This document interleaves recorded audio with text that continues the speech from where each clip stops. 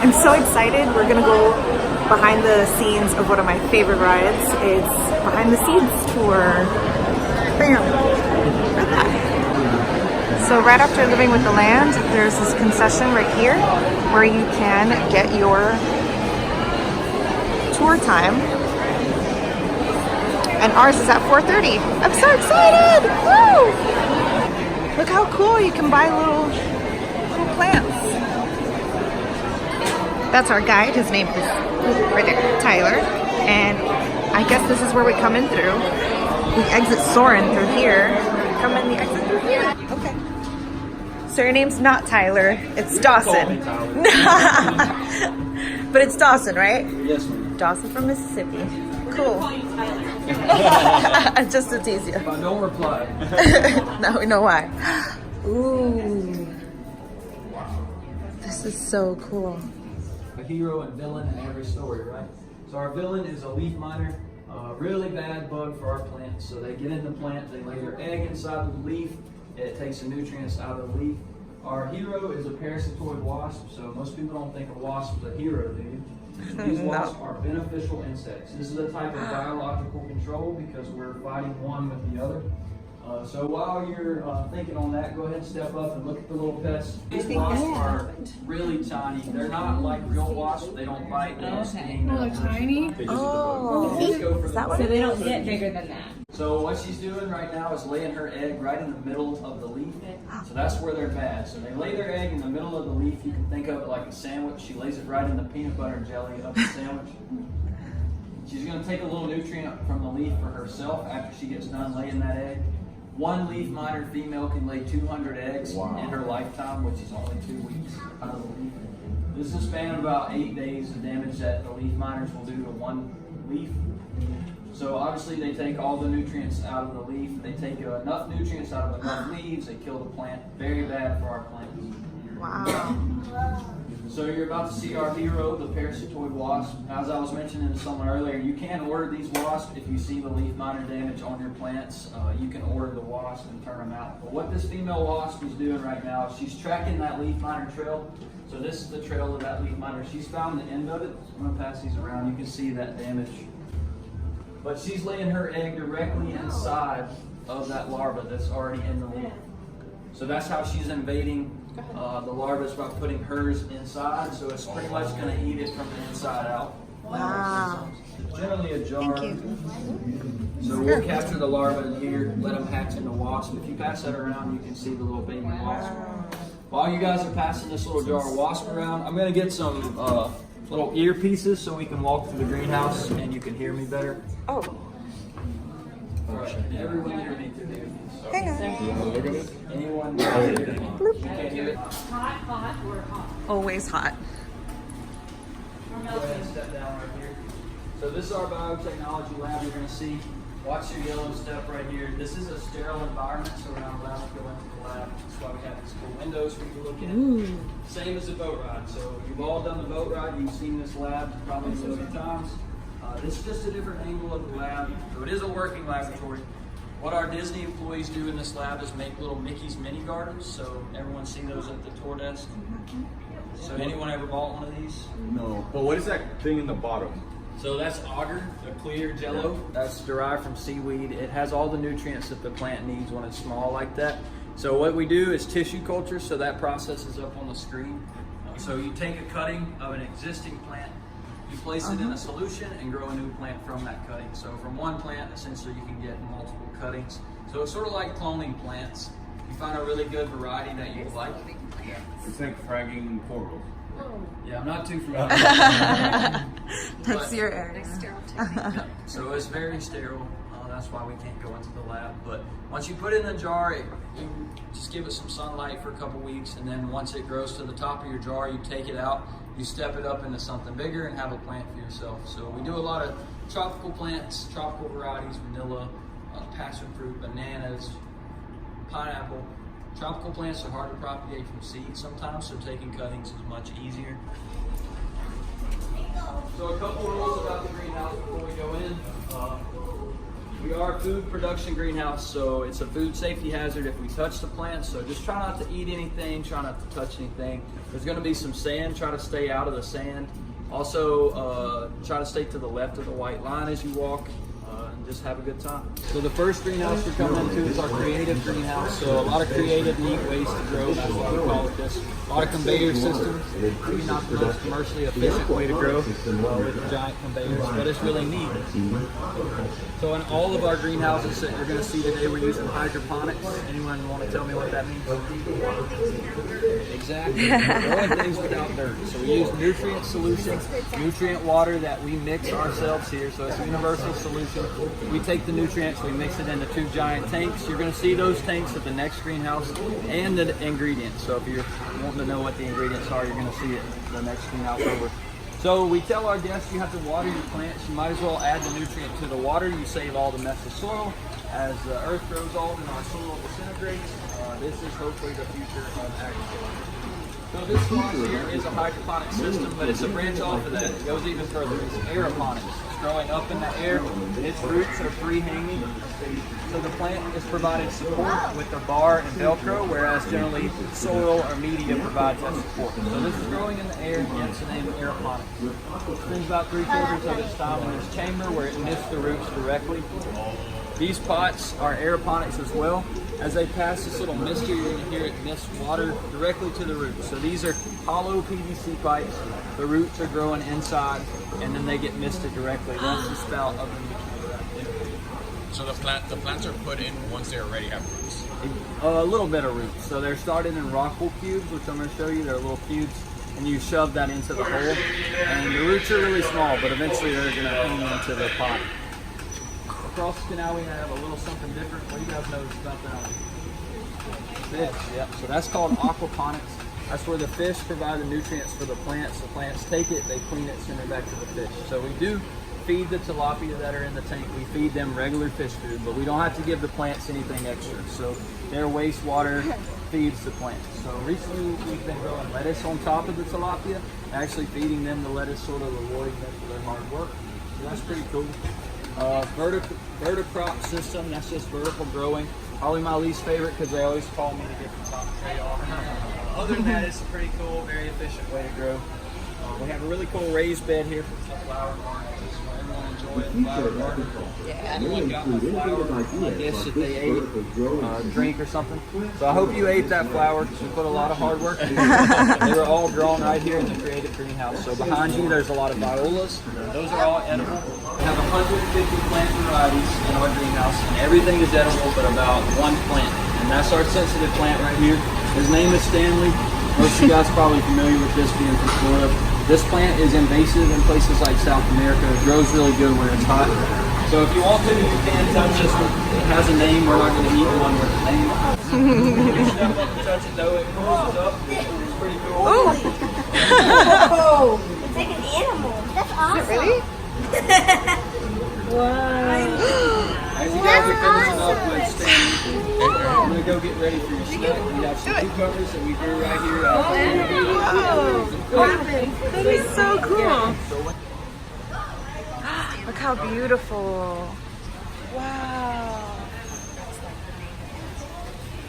So ready. I'm so ready now. Now seeing this, I'm ready for the pond. I know, I want to start our backyard already. So if you want to do hydroponics at home really, really easy, do a project with this. We have actually instructions here on how to make a hydroponic grow tank. Oh. Okay. You guys can take one if you want to. But it's teaching you how to make this grow tank here. So you can grow anything you want in an old fish tank. So you That fill is that so fish tank with cool. nutrient water. You see that? That's Yeah. tiny as Is that like styrofoam? Exactly, yeah. We grew right here, so man, I am the only tour guide that gives multiple cucumbers. Oh my gosh, that's awesome. I mean, who wants one tiny cucumber? Probably the cheapest snack you're going to get today. Now about our creative greenhouse. That's awesome. Do you like yours? I like it.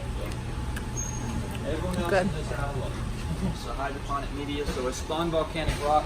Sort of like insulation. It's itchy when it's dry, but when it's wet, it's like a sponge. It holds water for the plant. So you put the seed in the hole. When it gets big enough to fit what you need, you take it and you can place it wherever you want. So actually in this grow tank, The floating support system here is actually rockwool cubes. It's polystyrene with rockwool cubes. You could essentially just put the plant right in the polystyrene. It's a lot easier to start plants in this media. Other media we use is perlite, so white beads found in most potting soil. That's what's in the white Vertigrow boxes here, is just perlite. And then coconut core is really popular one. So this comes in bags and provides good support to roots. It's really good media. So we're coming into our string greenhouse. We call it our production greenhouse because there's a lot of common vegetables here, tomatoes, the cucumbers. You're probably going to hear a really loud popping noise. It's going to be something being watered. So in all of these greenhouses on show, it's on automatic irrigation. So there's timers, there's different systems, programs when the plant needs water and how much it needs. So you hear the loud noise, don't be scared. That means something's being watered. That's a good sound. So, for example, the cucumbers, you just say they get about a teaspoon every 15 minutes. So exactly what the plant needs when it needs it. We don't overwater. There's no wasted water. So it's really, really efficient. The cucumbers you ate, they're growing right here. This white bag is that coconut core. So that's where the roots have made their home. And then this square here is rockwool. So the rockwool cube is the larger one. So we grow them vertically. We grow them string. That's why this is called a string greenhouse. Pretty much everything grows into a trellis with string. Really easy to pick it. We save a lot of space doing this. So the nutrients that are in our 2 tanks here that I was mentioning, they're right there. So if you guys want to cross this white line and take a picture now or on the way back, you're welcome to do that. You can sort of use that nutrient for yourself. We do grow Mickey Mouse cucumbers sometimes. You guys see those? So we put a small cucumber in a mold like this. It grows to fit that mold. When you slice it up, it's shaped like Mickey Mouse. So it's not science, it's just a mold. You can buy these for pretty much any fruit or vegetable online. So sometimes we make Mickey food. That is fun. So as the tomato grows, we wrap it around string and we lower it and lean it. So we unspool this and lower it, and then we take them and just lean them this way. If that makes any sense at all. So we're saving a lot of space. Our boat rod is eye level with the fruit. They can see the fruit really well, tell that this is a tomato. Saves a lot of pest damage because pests like to bed in the lower leaves. I don't know if you saw the board in the IPM lab, but it said removing lower leaves prevents pests. Sometimes that does work. So we'll keep walking this way. You're going to pass our salad spinners. Those spin for no reason at all. I just want the boat ride to take you to school. There's some edible flowers here for flower and garden. This is more of a production greenhouse, but for the festival we've had a lot of edible flowers planted here. They smell kind of weird, so if you want to smell one, you can do that. The orange ones are actually kind of rotten, so they're taking off soon. They taste like zucchini. The green ones do. Oh, look at those peppers. We have sweet and hot peppers. As I mentioned, we do send things to restaurants all the time. If it doesn't match the chef's need, or if it has pest damage, falls on the ground, something like that, we send it over to Animal Kingdom, to the animals. So recently we actually sent peppers over to Animal Kingdom, and some gorillas got a hold of some hot peppers and we got in trouble. They're fine, but we have to pay more attention now when we're farming peppers. But we're growing these peppers more like a pepper tree using the string, hence the name string greenhouse. We're keeping that same deal going with our peppers. Cross canal is something really cool, really new here at the land. So it's called an eggmato. So we took an eggplant and we grafted a tomato onto the eggplant. So the root system is an eggplant, but on top, a tomato's on one side and an eggplant is on the other. There's no real reason in doing this, just to say we can. But it's really, really neat that they're both growing on the same plant and they're both producing. So if you ride the boat later, you'll see a little bit of closer look at the eggmato. So this next greenhouse has some water.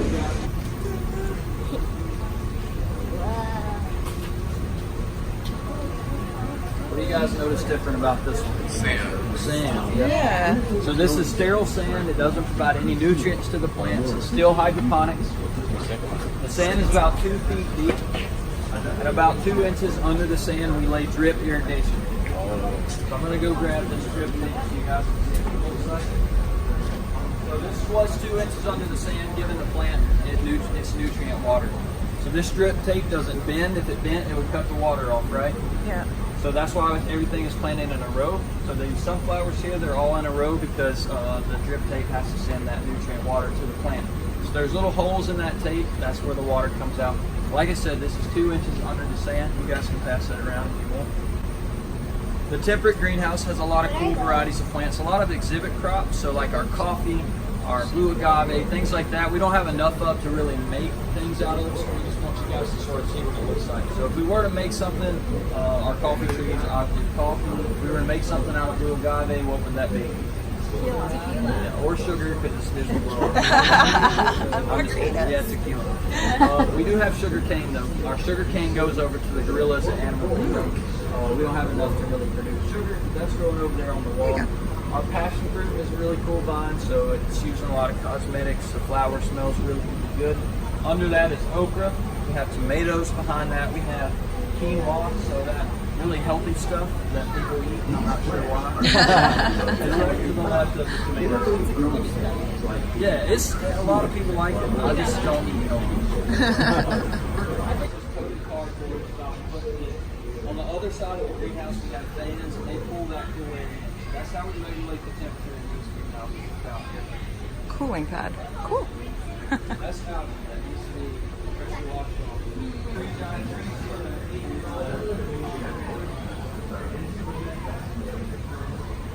You started your day with a cup of coffee. I mentioned earlier, these are our coffee plants. It takes 32 red coffee berries to get an 8-ounce cup of coffee. So there's a couple red berries. You'll see there's not very many. There's some green ones here. Those are not ripe yet.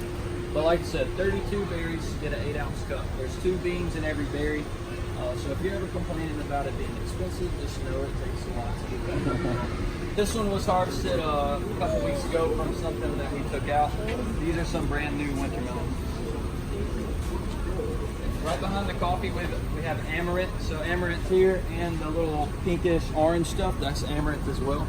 So Amaranth is a grain crop, has a lot of calories in it, about 700 per cup of the seed, 700 calories. So very nutritious grain. Wow, look how pretty. As we keep walking this way, you're going to pass our roses. Make sure you smell the roses as you walk by. The variegated colors are all really good. Ooh. Wow. Citron tree, which is used in a lot of dishes for its zest, flavor. At the corner here, we have some hollyhock flowers. The flower petal of the hollyhock is edible. Just because our 149 varieties of plants are edible doesn't mean that they taste good. So I actually tried some hollyhock not too long ago and they weren't edible. So we're going to keep walking all together. We're going to go into our aqua cell. That's where our fish are. So everyone can just stay together and walk through that.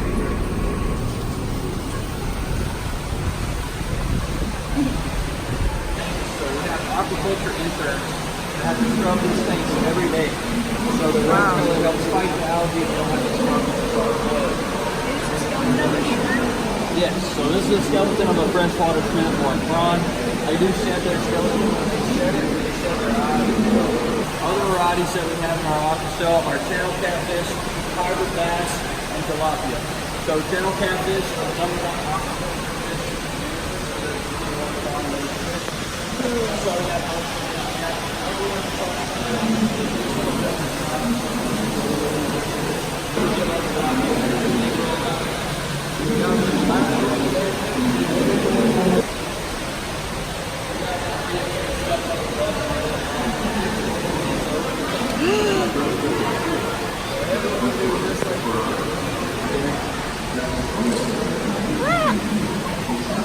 Laundry too? No, I'm good.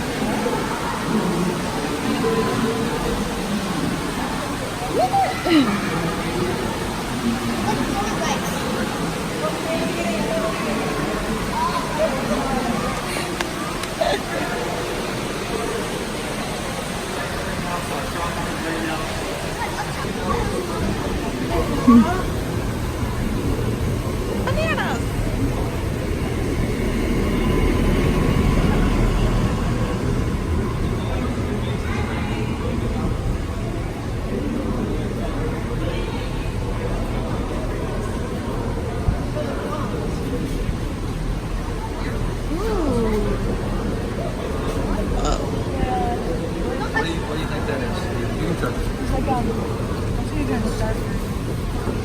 say that. What is this? It's a dragon fruit. It's a pumpkin. Exactly. How'd you know that?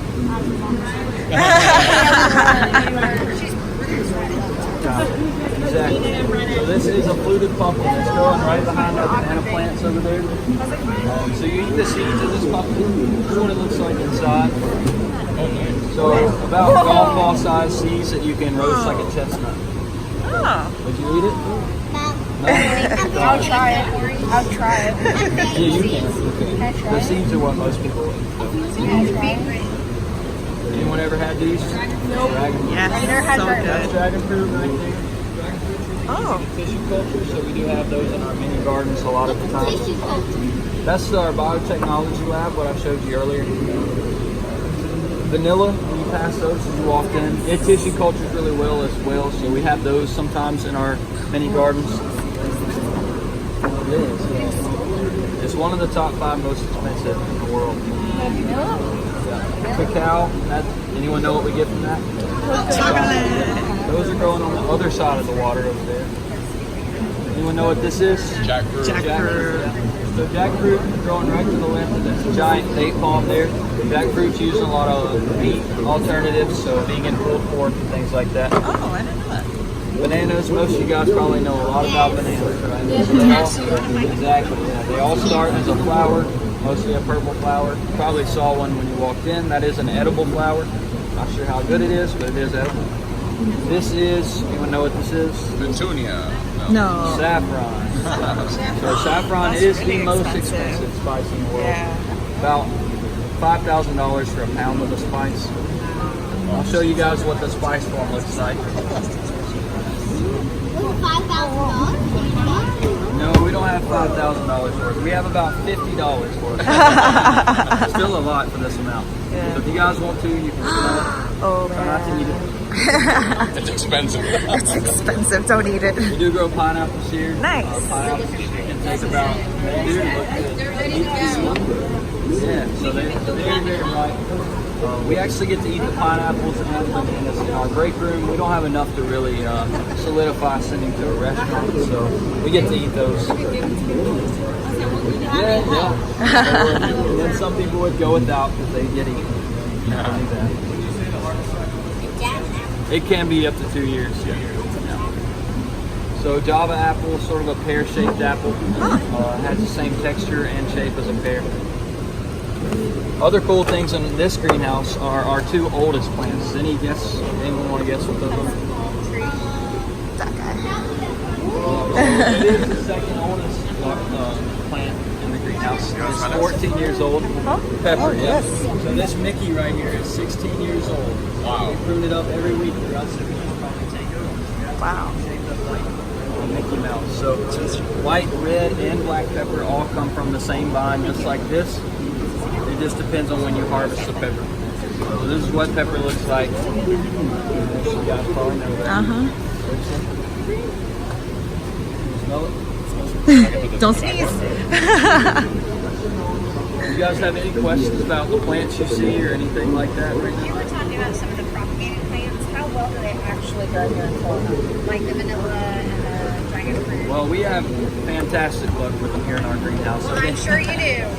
Not in the greenhouse. Yeah. Yeah, I mean, I'm not really sure with the weather and stuff. It would do much better if you had a greenhouse. No, it's okay. That's it. Gotta go to the greenhouse. Yeah, build your greenhouse. Most of these plants can grow inside for a long time, and if they're small enough, you can bring them inside if the weather gets. So before we leave this area, I can take pictures of you guys with the Mickey or the date palm if you want a picture. I have a question. What happens if this palm gets too I'm tall? not supposed to ask that. Especially on video. Oh, hide. I'm not really sure what the fate of the palm is. Right? Because it's But getting just up there. really large, and it has its own Twitter page. So you guys Does it really? I'm not sure who did it. That's awesome. But yeah, we'll see. We have doors big enough to get the palm out. Yeah. We're really not sure about transplanting it yet. Wow. Bush is worth about $2,000.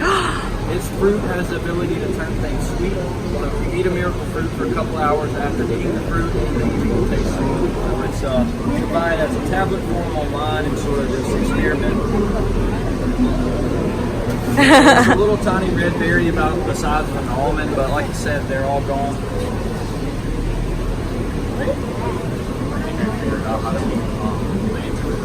Oh, there you go. Blue pumpkin's a really cool plant because Whoa. is on top onto the trellis, and then the male plant is on the bottom. So being pollinated, we have to take the male flower from the bottom onto the female, and you can see they actually look like two completely different plants. Yeah. So it's really cool. As we round the corner, you can see one of those banana flowers, the purple flower. Most of you guys probably have seen one before, but that's what they look like.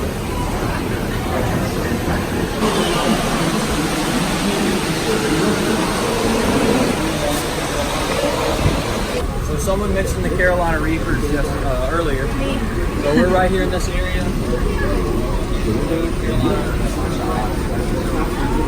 That's the hottest pepper in the world currently. So let's go to a heat scale. A habanero is about 200,000. Carolina Reaper is about 2.2 million. So just the juice of that pepper can burn your skin. Oh my Like god. the full hazmat suit through the pepper or harvest it. Why would anybody? Why would the Carolina Reaper? When you eat them, you have to dilute them. Oh, so you can't just eat them out of the plant. You'll die. You can, but Oh, you'll get ulcers. You'll definitely need some milk. Our corn we grow here is filled corn. That's why it's so tall. That's corn you use for gasoline. Not corn that you would eat. Have millet, cotton. If you guys have never seen cotton before, very important. thank you. Put the watermelon in a basket. That way it doesn't fall down from the trellis. We also have some edible begonia flowers across the canal. They're very, very good to eat. And in the boxes with the grassy looking stuff, we got garlic chives and then more cucumbers. A couple weeks ago, I was making a mini, I'm not really sure what it is now. Maybe just some stripes. That is our latest innovation here at the lab.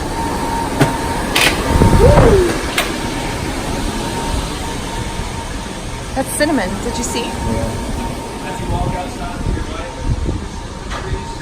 Sabon. Tree.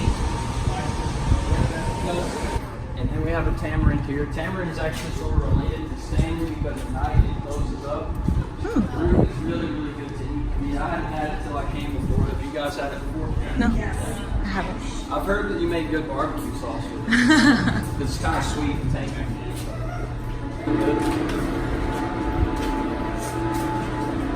Oh. Do you like it? It was awesome. There's so much stuff I never noticed before. It's super cool.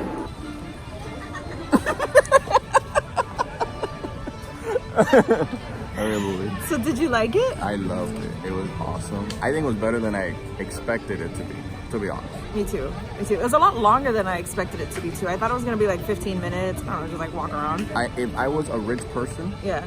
I would ask what's the max amount of people on that type of tour, Just so so I can buy all the ourselves. seats. Yeah, so I can raise yourself. Honestly, Did you say buy all the seeds? all the seats, Seats? There's no seats. You walk. whatever space is. I think it's because it was later in the day and maybe there's a lot of people. Mm-hmm. But maybe if we had gotten an earlier one, there would be less people. No, maybe. Who knows? I don't know. I liked it. I enjoyed it. I just really wanted to know about that tree in the middle, the date tree. I didn't even know the thing existed The until you date mentioned palm. it. Yeah. I was like, so what happens when it gets too tall? He's like, you're not allowed outside. I'm like, he's just joking. I wonder if they're gonna cut it. I think they cut it. I don't know. No, but that's the thing. Like you can't trim it down. Like you can pull a palm fronds off a little, but that's about it. Can you imagine taking a tree that size out of there? Like they'll have to close the whole ride. He said that the doors are big enough, so maybe they'll just get a smaller one and just No, think switch about it it. out. Think about it where it is, like where it's located. To remove a tree that size, you need a tractor. Oh, true. Unless they I don't know, unless they have a crane that they can grab it from the top. Disney magic. Yeah, Disney magic. Disney magic. It's okay. What takes everybody like 4 or 5 days to do, they'll do it in a night before everybody realizes. And they'll put another tree that's like half its size. Nobody will ever notice. Because I didn't know that tree was there. That was cool. And then when they gave us the sheet, So now we can make our hydroponic ponds in our house. I'm excited. I don't know what we're gonna grow though. I wasn't really thinking about growing anything to eat. I just wanted something to clean the water, basically. True. Same. But we can try. We can try to some. The thing is, the reason I don't want to grow anything that it's eating to eat is because the turtle is like living in that water. Oh yeah, the turtle's gonna eat our stuff. Well, maybe we could have like a separate hydroponic system. You know, like a little tank. You know where we can have it? Where? We can have it on the waterfall. So she should have been able to hold these. You're so smart. We'll have it on the top where he can't reach it, And the water's constantly flowing through it. We'll do another video on that another time. Okay, see, bye.